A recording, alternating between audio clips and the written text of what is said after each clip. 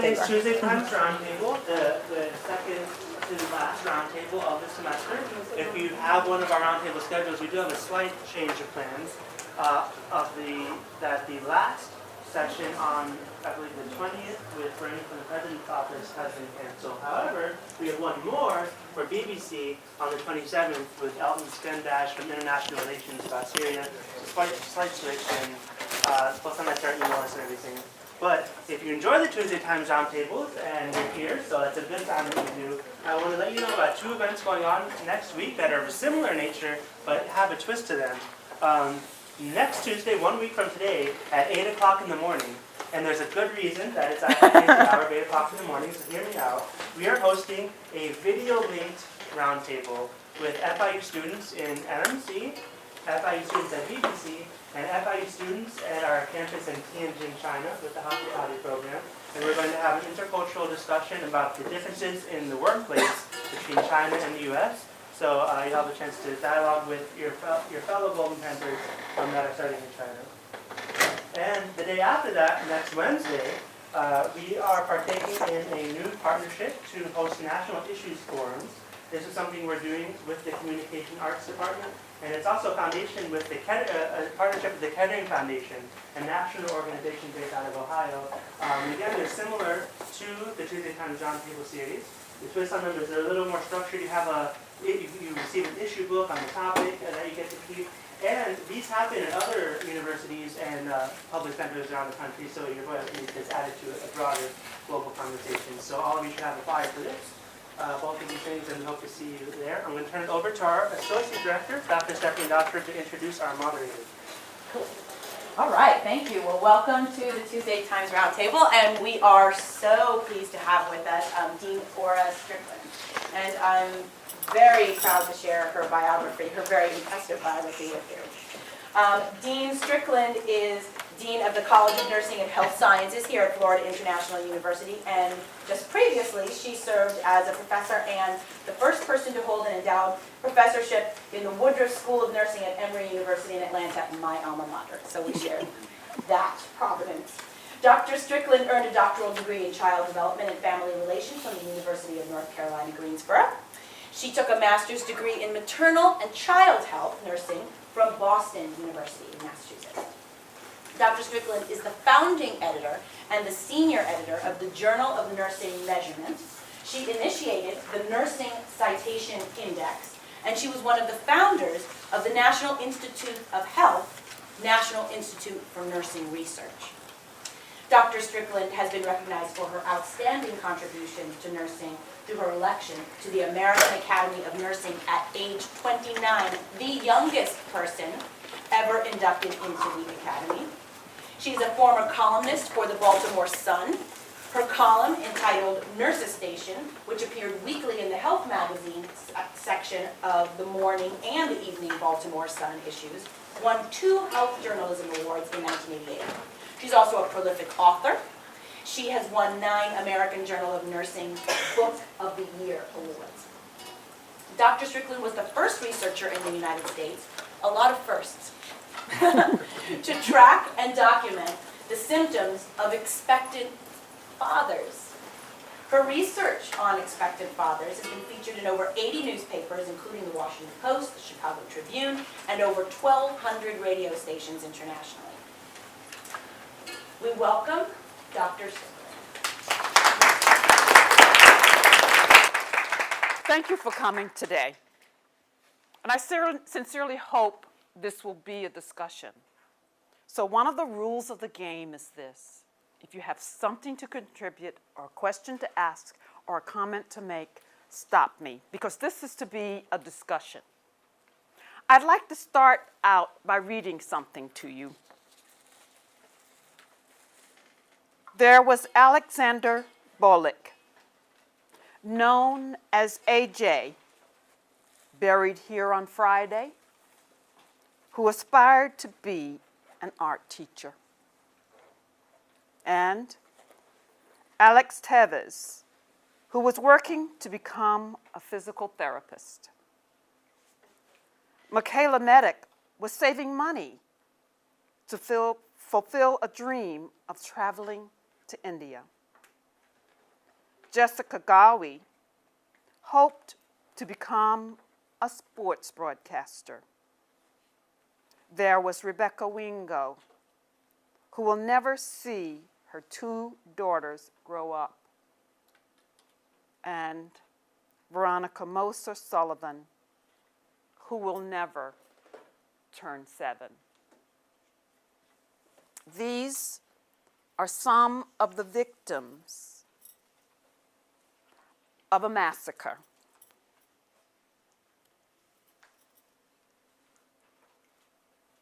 The headlines in the New York Times was this: gunman kills 12 in Colorado. 12. But not only did he kill 12 people, he wounded another 58 people. Who was the gunman? James Holmes, age 24. The scene: a movie theater in Aurora, Colorado. The movie, The Dark Knight Rises.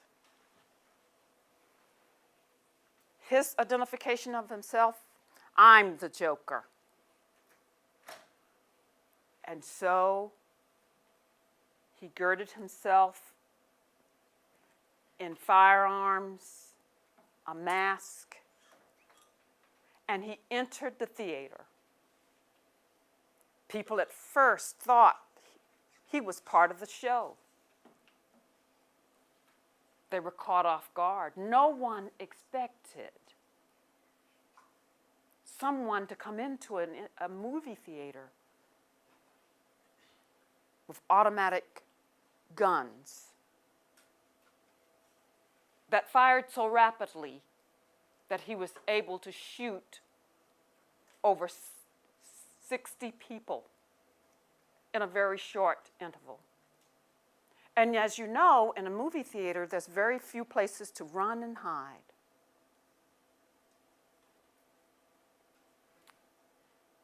This person, James Holmes, was a former PhD student at the University of Colorado.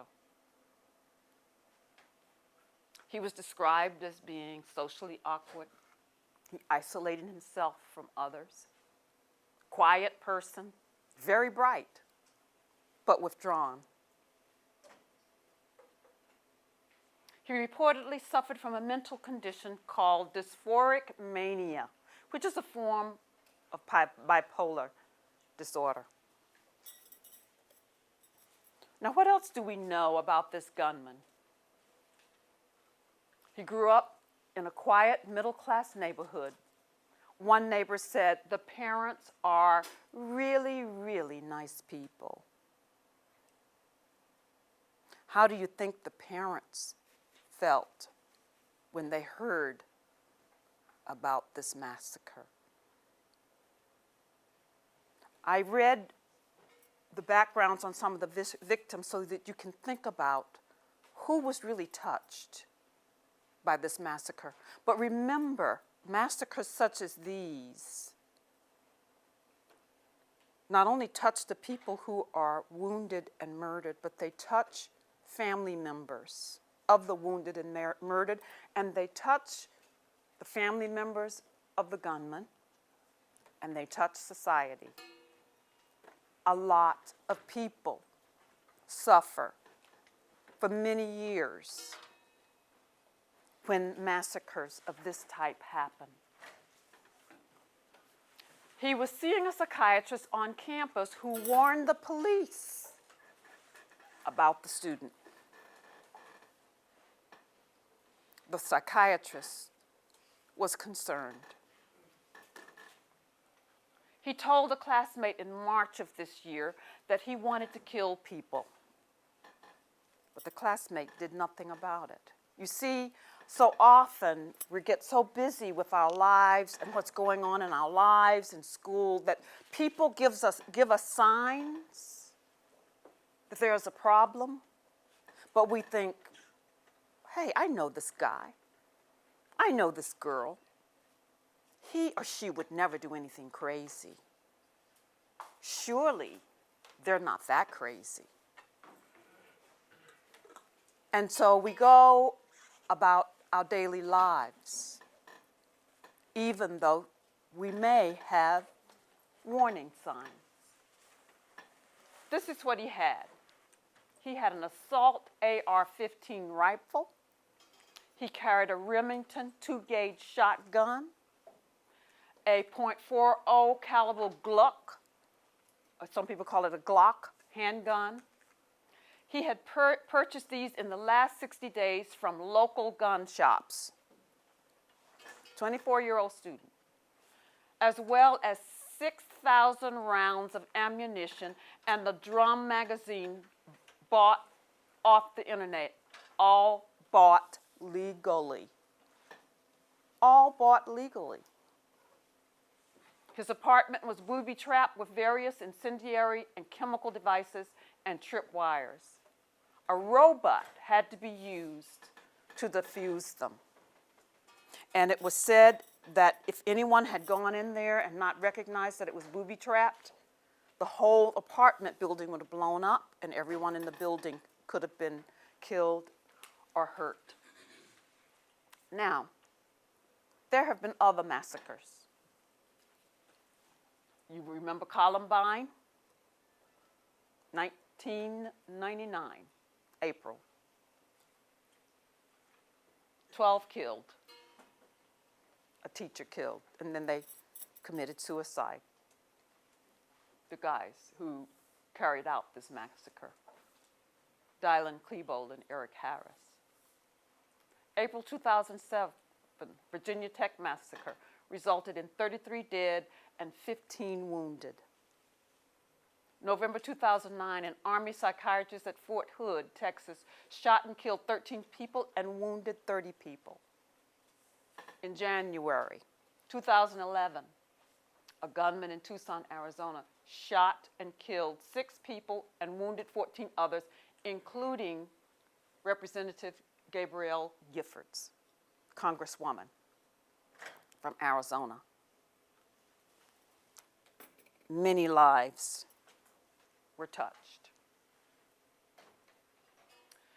Let's talk about some statistics on firearms and public health, things that we just need to know about us as a country.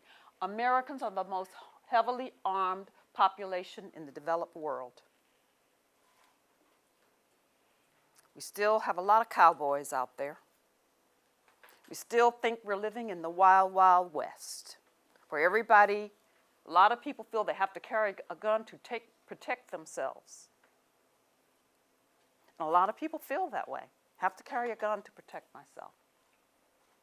What results in these firearm trauma is the 11th leading cause of death in the United States, particularly among young men,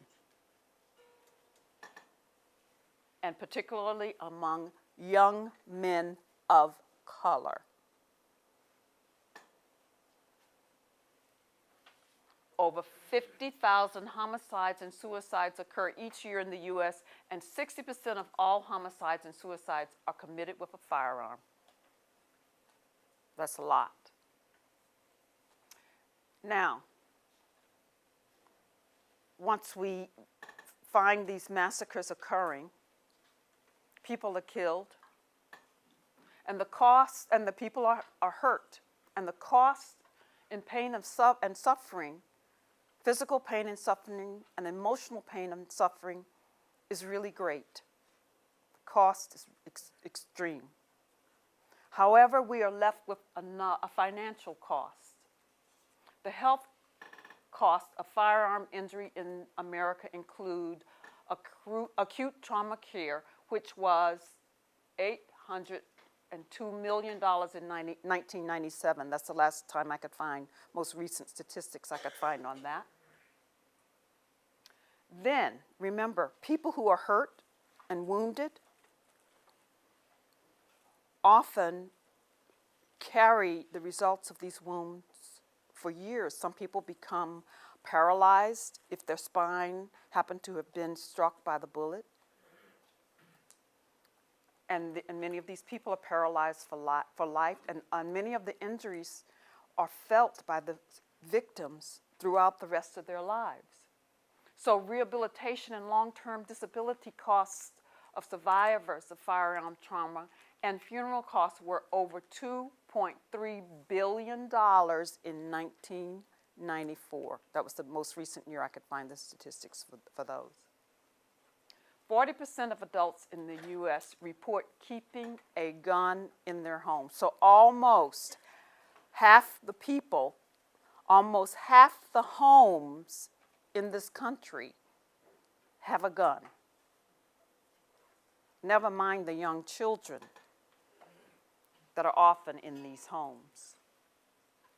Several studies show a link between gun ownership and rates of homicide and suicide. And usually when there are children in the home and it's death from firearms due to children, it's usually due to children playing with guns. And these are unintentional injuries. So what about firearms and public health?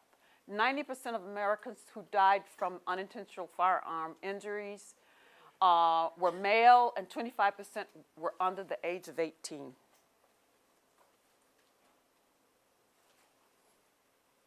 In 2003, our homicide rates were 6.9 times as higher, that should be higher than homicide rates in other high-income nations. They don't have this problem in Europe to the extent that we do in Canada. This is a U.S. phenomenon. Rates among U.S. youth between 15 to 24 years of age were 42.7 times higher than other high-income countries. 42.7 times higher than other high-income countries. Yes? I think in most countries, firearms are illegal. That's right. Most. And in this country, because of political reasons. That's right. That's why the rate is so different. And yet we have those people who argue that controlling firearms will make no difference in the use of firearms. And that's one of the major political arguments in this country. And of course, the highest homicide mortality occurred among non-Hispanic Black African Americans ages 20 to 24 years. I'm not going to ask you this question. Several of you knew about Columbine and the other incidents, and you read the circumstances of these incidents. Is there a relationship between public massacres and the mental health of the shooters? Think about all those situations that I listed on a prior slide. Columbine, Virginia Tech, the shooter in Arizona, the recent massacre in Colorado. Was there a particular characteristic about the shooter that was common among all of the people who committed these massacres? First of all, they were all male, right? Okay. And what were the other characteristics? They were all very introverted. Right. They were loners, right? They were loners. All They of were them. probably teased, right? They put up Yeah. barriers. Especially the two in Columbine were highly teased by their classmates. They were isolated from their classmates. Yes. As I understand it, most of the homicides are not committed by that type of personality. They're people with guns who get angry at someone. and shoot. Where? In what setting? Usually in urban settings. But, so it's not the emotionally disturbed that cause most of the homicides. But the massacres, the huge massacres, the most homicides are one-on-one homicides. But in cases where you have massacres such as this, where they come out and they just shoot, what are most of these persons, when they go to trial, what do they find? That these people have mental health problems. But you raise a very important point. Most homicides are one-on-one murders of people who know each other. I saw a hand. Yes. I was saying that usually they find that these people are diagnosed with bipolar disorders, Or other mental disorders. and a lot of times they go undiagnosed until these things happen. That's right. So, what are implications for society and policy reform if we know for these big massacres that many of these people have emotional problems? And as you said, many of them undiagnosed. What implications does it have for us in our society, or does this have any implications for us?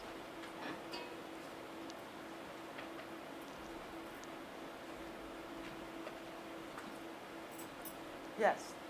I think it shows that there are some deep social issues in our society. I mean, all of these mental disorders, they're not genetic, mostly they're not genetic, they're mostly socially constructed, what is a mental disorder and how they're produced and all of that. I think that includes the massacres and the one-on-one murders. They're also caused by social issues, by economic inequality, by, violence by the state, by oppression, by all of these different factors, and by alienation that affects everybody, all sectors of society. So many of these kids, they're both in the urban settings and in the massacres, they feel alienated, especially in the case of the massacres, they feel alienated as individuals by the rest of their classmates, for example, and nobody's doing anything about it because we live in a very individualistic society. Right. And in other settings, it's sometimes there's groups who are alienated by the rest of society, or they're alienated by the state, or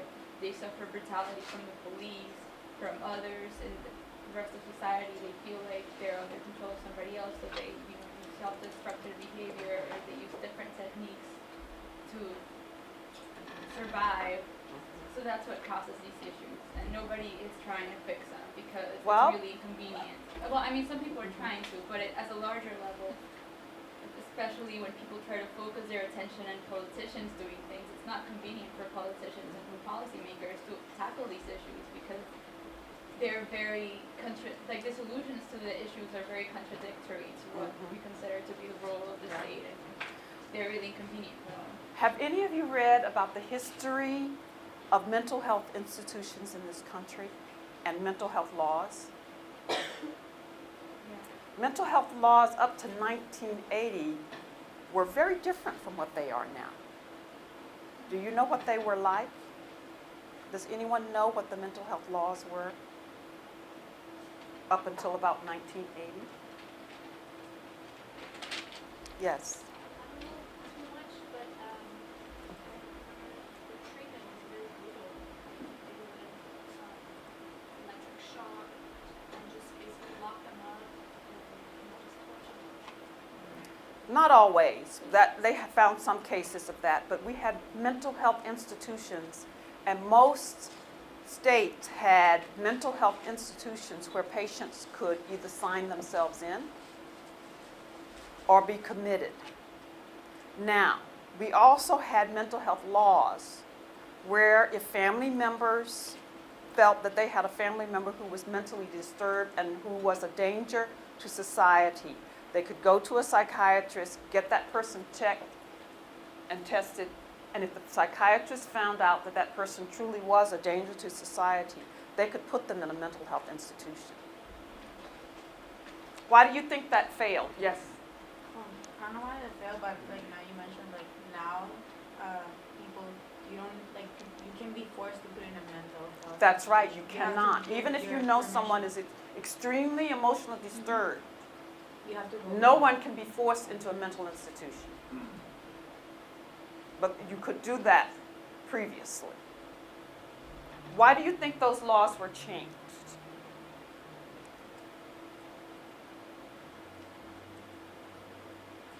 Because people abused those laws.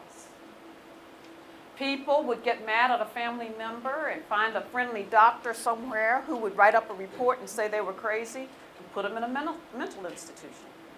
I remember when I was worked in a mental institution, a state institution as a student, and was taking training there. And I'll never forget, this was, a man had been there since the 60s. And this was like in the early 70s. And I asked this young man, why are you here? Because he seemed so sane and everything.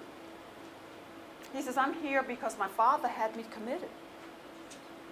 And his father, in the state where I was a very powerful man in that state, very well known.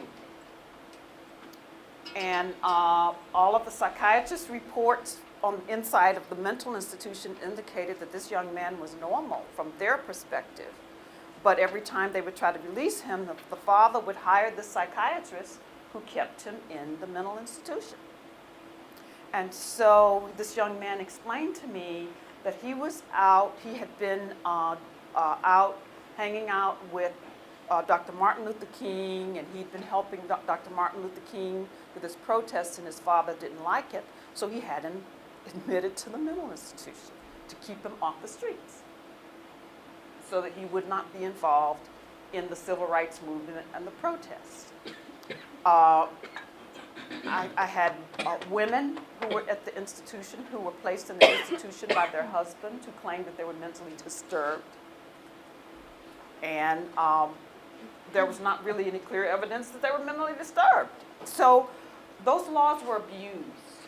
Someone here mentioned the fact that electric shock was used on a lot of these patients. A lot of procedures were used on these patients without the patient's consent. This was before the time of human subjects, and so a lot of experiments were carried out on a lot of these mental patients without their consent. And so the reaction of the policymakers at that time was to get rid of a lot of those institutions and to get rid of the laws that allowed people to have a family member or someone close to them confined to a mental institution that they perceived as mentally disturbed.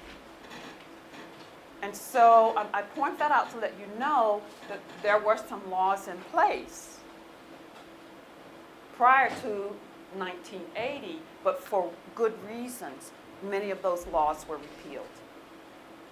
And so the issue is, how do we find the right balance to deal with people who have mental health issues, who get their hands on guns?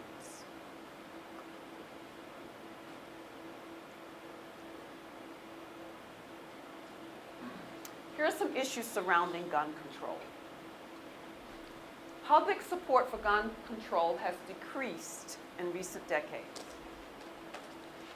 from 78% in 1991 to 43% in 2011. So back in 1991, most people, the large majority of Americans, really felt that there should be gun control, but in recent years, there's been a shift in the opinion of Americans about gun control. President Bush's defeat of Al Gore in 2000 has been attributed in part to perceptions that Al Gore was anti-gun. Americans love their guns. And when politicians start talking about controlling guns and taking guns away, people get upset. After the Tucson shooting, bills were introduced to Congress, including ones to restrict sales of 100-bullet magazines or to tighten background checks prior to selling guns, but they went nowhere.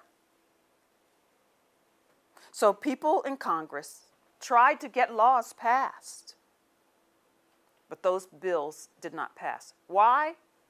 Why do you think they didn't pass? Yes? NRA is a powerful lobbyist. That's right. Yes? Part of the amendment was to change that it would be very controversial, and like you said, people get mad because of that. Well, you're going to something else. People use the Second Amendment as their reason, but the Second Amendment was written for a totally different reason. than what a lot of people, how they're interpreting it today. And we'll talk about that in a little while. The Second Amendment says that we have the right to bear arms. But it wasn't written for the reason that people are using it today. And we'll talk about that in a few minutes. Okay. More states, starting with Florida in 1987, have passed legislation allowing issue of guns and concealed carrying of guns with a permit. A lot of states now allow it. Yes. The public support for gun control increasing, it's kind of like a self-fulfilling prophecy as crime increases, more people are going to be more supportive of having a gun on them as a means of self-defense. But at the same time, guns are a huge player in crime increasing. So as That's right. crime increases, people are more hesitant to keep their guns at home. So Why does crime increase? Why do you think crime increases in this country? What are some of the situations that cause crime to increase? The economic situation. When the economy's bad, what happens? Crime increases. Yes. Also, when the gap between the low class and the upper class gets bigger, Yes. then there's a sense of unfairness, a sense of discomfort. Yes. A couple of things. Number one, recently read that the FBI says crime has gone down. So that's counteracts what you're saying. It depends on what type of crime you're talking about. But let me refer to your statistics. Mm-hmm. I read recently that most of the people want to ban the assault weapon. And not 43%, but the great majority. But Congress refuses to do so because of You're right. Why are they refusing to do so? So money. And what else? They want to be reelected. Absolutely. And someone just said over And how here, are they reelected? By people who don't give a hoot, who don't understand, don't vote. right, And when people like that get into office, you have to blame the elected. you're correct. I would agree with you on that. So we're all the blame. Yes. You know, and I remember when we were young in office, in New York, everybody talked about the movie, lower the crime rate so much, but they said that he was very I guess very strict on everything. And I think he used to be a prosecutor, so I guess he had a lot of knowledge about that. But they said that he would crack down on everything.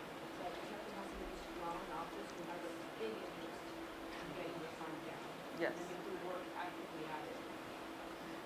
And the question is, how do you get the crime down? Now, when the Soviet Union, I traveled to the Soviet Union 1987. I was a consultant to Gorbachev on some things there. It was a very interesting time period when I went to the Soviet Union.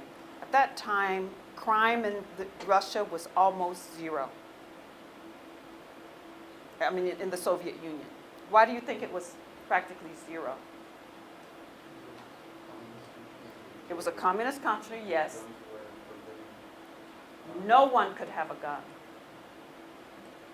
And the government controlled very oppressively the people. So we have that side of society where there were basically no crime, but there was basically no freedom either. Yes.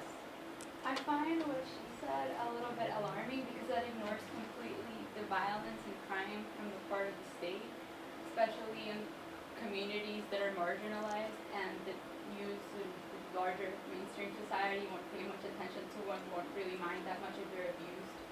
You know, Marginalized. Yes. Let's focus on that piece. yeah. Tell me about people who are marginalized. Well, you know, but like you said, before the massacres, most crimes are one-on-ones, but there's also police brutality and all of these other things were pretty much taken into people in our society who are not like representative of the mainstream of society. They're political minorities, ethnic minorities, poor people, and you know we have especially a very racist crime system, a very racist police. But did you know that most murders are committed by people from the same, the shooter or the murderer is usually of the same ethnic background as the person they killed? Yeah, but I'm saying like what she was saying about cracking down and being more strict is ignoring the problems with police assaulting people because of things like political beliefs or because of simple racial discrimination or ethnic discrimination or just a culture in the police force sometimes of violence. And even sometimes it's not directly like the individual policeman's fault, but it's put forth in an institutional level because of many policies. Let's look at what homeless people too. let's look at what's suffer a lot happening from that. in Chicago among the gangs. And these are mostly in African American communities where gang members are killing each other. What kind of kids find gangs most attractive? Do you know? Teenagers, and usually what is their family structure like?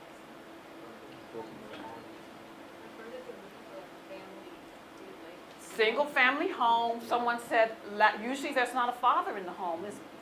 And often these gangs serve as kind of like somewhat of a father figure for these young men. So part of our problem is dissolution of the family. The problem, we have some real family dysfunction in this country. This is not a simple picture with simple solutions. And of course, you know, those of us who are women's libbers say we don't need a husband in the house to have kids. We may not need husbands in the house to have kids, but children need fathers. But that's not a politically correct conversation to have, is it? Yes. I disagree. I mean, there is an issue, but it's not because necessarily it's not directly that the fathers are not there, but it's the reasons why the fathers are not there, and if the fathers were ever there, what were they like, and the larger structure of society sometimes has a play in that, because especially when you talk about new immigrant populations that are poor, you'll see that many times the structure that they had in their society that they came from, when they come here, the father loses a lot of power, they lose a lot of respect, they lose economic security, and they go and lash out against their children and wives and become very violent, and the wives have to kick them out because the father is, in that case, more harmful than good. And these webs of just sexist and economic issues just interact with each other and just affect these kids, and they're exposed to violence when they're little, and they have no way out, because it's not that like you're exposed to violence and Okay, let's go back to my original question. For young men who are mostly killed, why are gangs attractive to them? And what do their families look like? And yes. I think gangs will be attracted to them because it's not only that they don't have a father figure, it's that they don't have any positive male Role models. They're not enough systems in place to ensure that, okay, this child has this place to go after school and see this positive role model, maybe the coach or the person who's teaching them to play an instrument or something like that.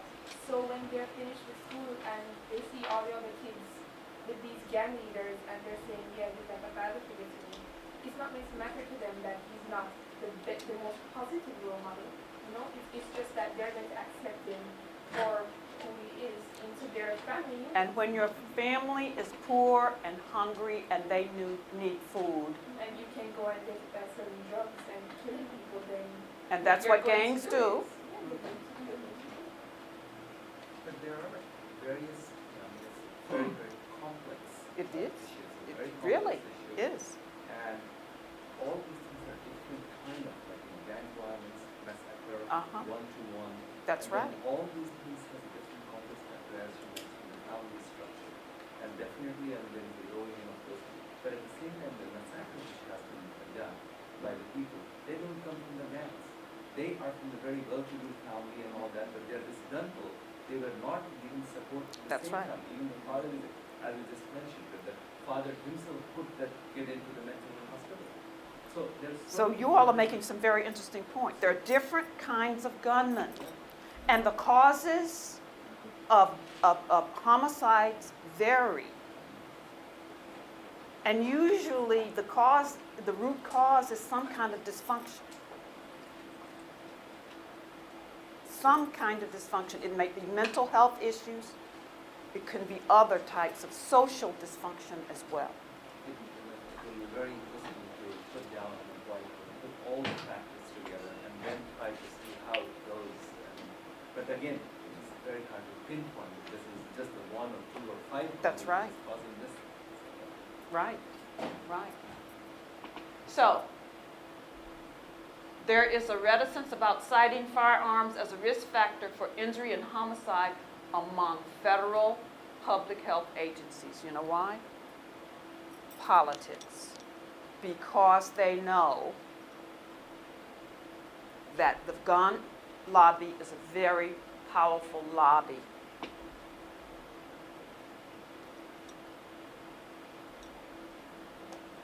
The U.S. and gun control. The gun control debate has been lost. And the U.S. is becoming more pro-gun. It's been lost. Gun control debate right now, it's been lost. Politicians are fearful of the gun lobby. Society is stuck on a theoretical debate about the Second Amendment, the right to bear arms. Let's talk about that a little bit. When the Second Amendment was drafted, what kind of arms were they really talking about the right to bear, primarily? Yes. For the war, Say that a little bit louder. for the Revolutionary War. In essence, we have a right to bear arms to protect ourselves from invading countries.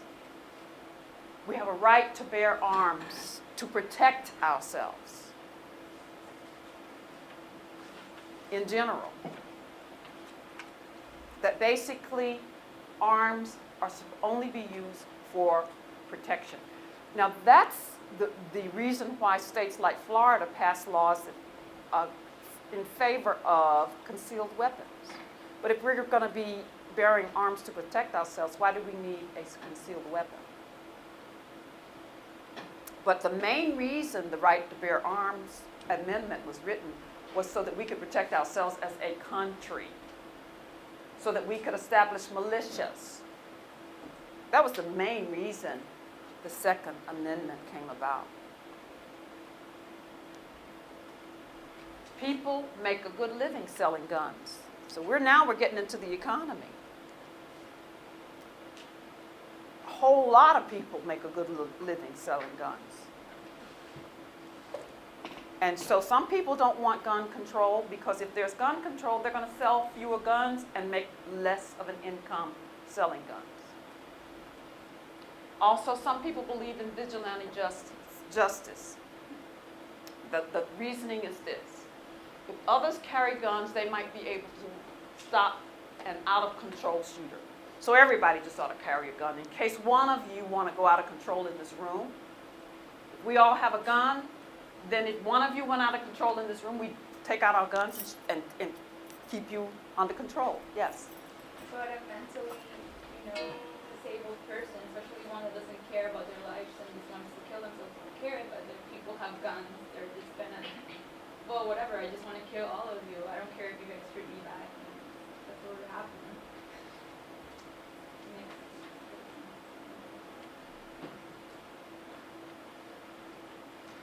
The National Rifle Association is a powerful lobby against gun control in the U.S.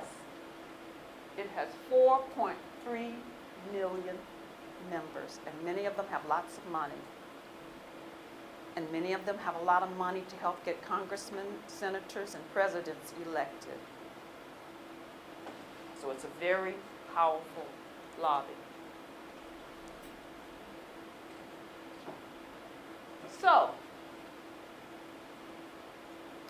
moving forward, what are potential solutions to the firearms problems in the United States? The wonderful thing that all of you have pointed out very carefully and very well is there's a lot of reasons why firearms are a problem in this nation. Those of us who have guns in our home are at risk. Did you know if a burglar the statistics show that if a burglar breaks into a home and you take out your gun, that you're more likely to be killed by your own gun than to kill the burglar? Are you aware of that? That people who try to defend themselves against a burglar or someone breaking in their home, usually the burglar will take the gun away from them and kill them.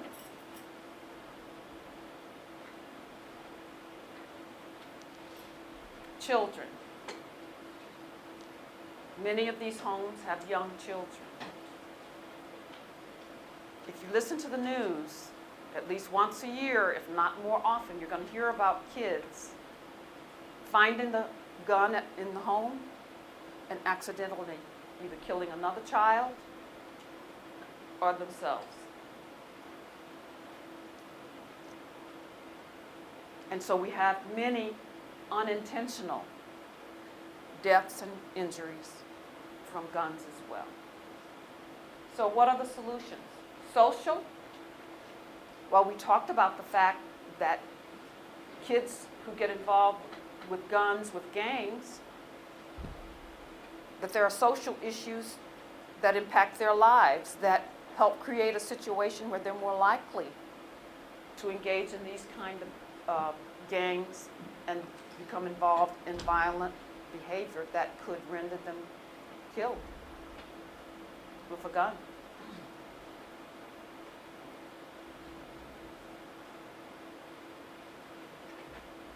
People who own a gun and who have guns in their home are more likely to kill a family member with the gun than a non-family member. Why? Because people sometimes get upset, lose their temper, and do things that they really never thought that they were ever capable of doing.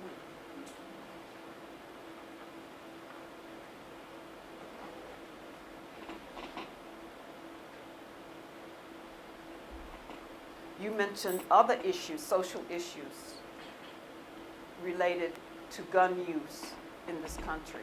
So there are many social issues. Political issues, what are they? Yes. I think as people pointed out, the fact that, I think it's a problem in the political and economic structure that, it's ridiculous, first of all, that people have the power economically to not only influence public opinion because they have a lot more power in terms of money, they can get access to the media and they can just tell people pretty much what to think. People have autonomy, they can think for themselves. But when you have message constantly being fueled, especially when it comes to this dogmatic, patriotic message about, especially the Second Amendment, most people who are against and for it, what does it matter what the Second Amendment says? It wasn't written by you or your grandfathers, and it wasn't, you had no say in that. It refers to a different situation. Why do people, it's like a form of dogmatic brainwashing, and then on top of that, there's this political system, this representative system, for other people who are totally unaccountable, have the ability to decide for others. Your community might be totally against guns, and you might think guns are terrible and you don't want them in your community, and everybody might agree, but people will still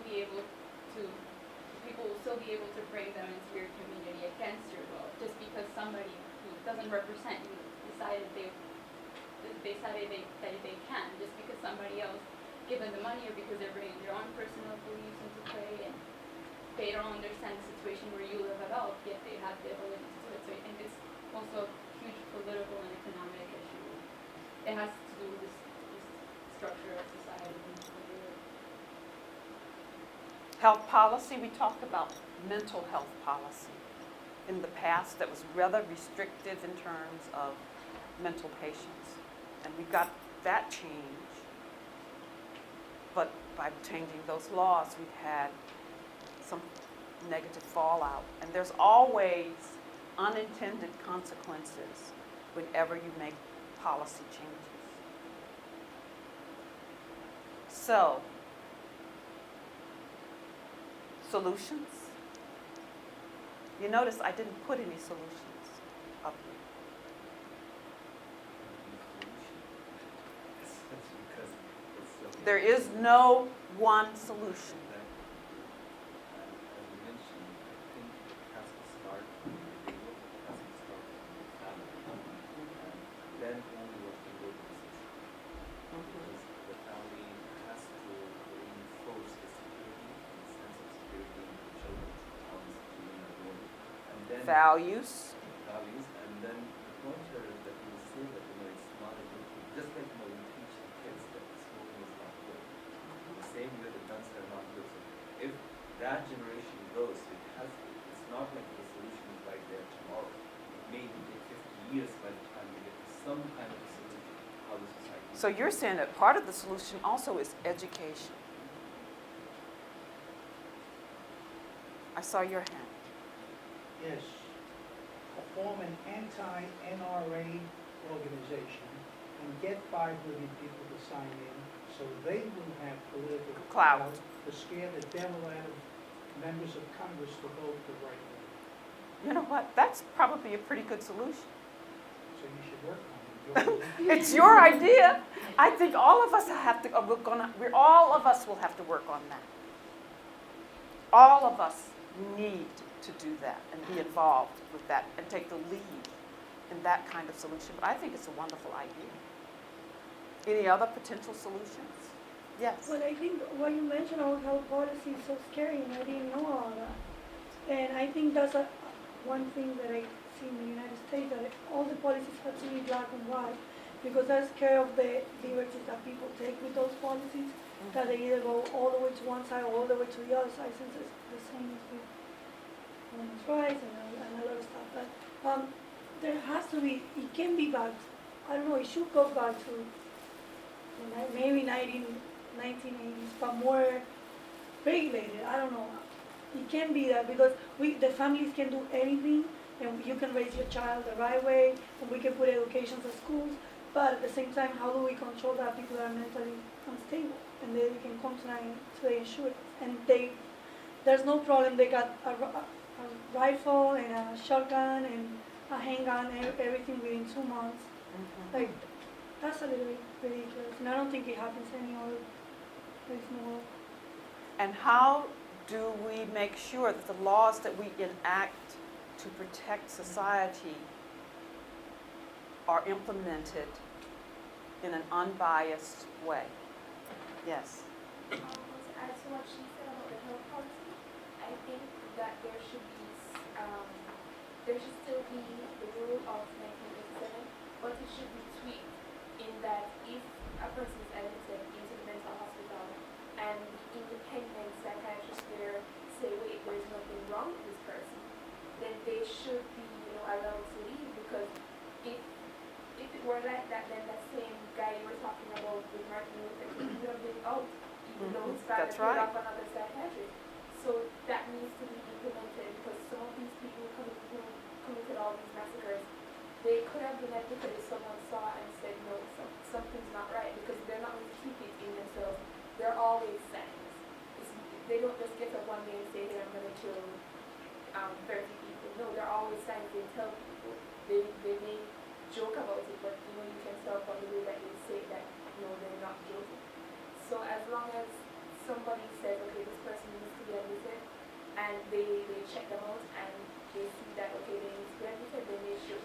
But if they check them out and they find that this person is perfectly sane, then I don't see why it could be this long.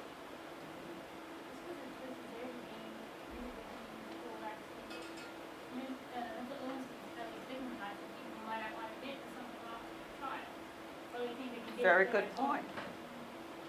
Very good point. People may not want to admit that there's something wrong with their child or their brother or their sister. So there are no perfect solutions. Yes? I'm just thinking out this loud. I don't know if this is possible. What about technology getting advanced so we come up with non-lethal solutions of disarming people or just people protecting themselves? But have a non-lethal solution so that people who quote having guns as self-defense can be pushed towards this side, and then we can renew the gun debate. So you're saying technology may be a solution?